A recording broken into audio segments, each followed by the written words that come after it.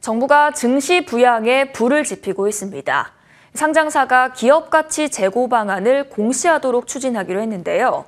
이를 이행하지 않을 경우 기업의 공개 서한까지 발송하는 안을 검토 중인 것으로 확인됐습니다. 사실상 상장사는 주가 부양책을 의무적으로 내놔야 할 것으로 보입니다. 김혜수 기자가 단독 보도합니다. 코스피 지수의 주가 순자산 비율을 봤더니 지난 18일 기준으로 0.88배에 머물렀습니다. PBR은 기업 가치를 평가하는 대표적인 지표로 PBR이 1보다 작으면 주가가 장부 가치에도 못 미치는 저평가로 인식됩니다.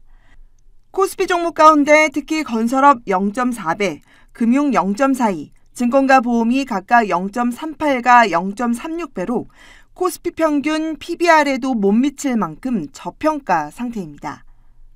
이처럼 주가가 제값을 받지 못하는 상황을 해소하기 위해 금융당국은 상장사의 기업가치 재고 방안을 공시토록 하는 안을 추진합니다. 공시는 기업 지배구조 보고서를 통해 이뤄집니다.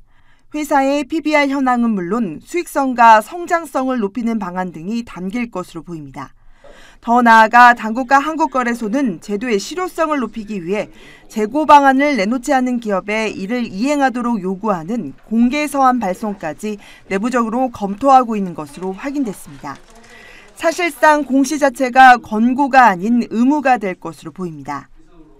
거래소 관계자는 기업들이 기업 지배 구조 보고서에서 관련 공시를 하지 않을 경우 이에 대한 이유를 설명해야 한다면서 페널티는 없지만 사실상 의무화로 미이행 기업에 대해선 공개 서한을 발송하는 것도 검토하고 있다고 말했습니다.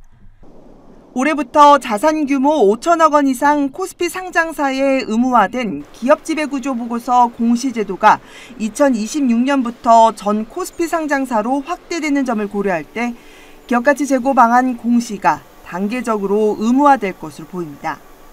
재고 방안을 공시한 곳과 그렇지 않은 기업을 공개하는 안도 검토 중입니다.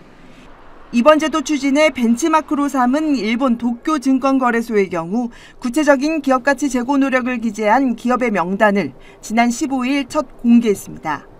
당국과 거래소는 이 같은 방안에 대해 상장사와 학계 등의 의견 수렴을 거쳐 3월 중 구체적인 내용을 확정할 계획입니다.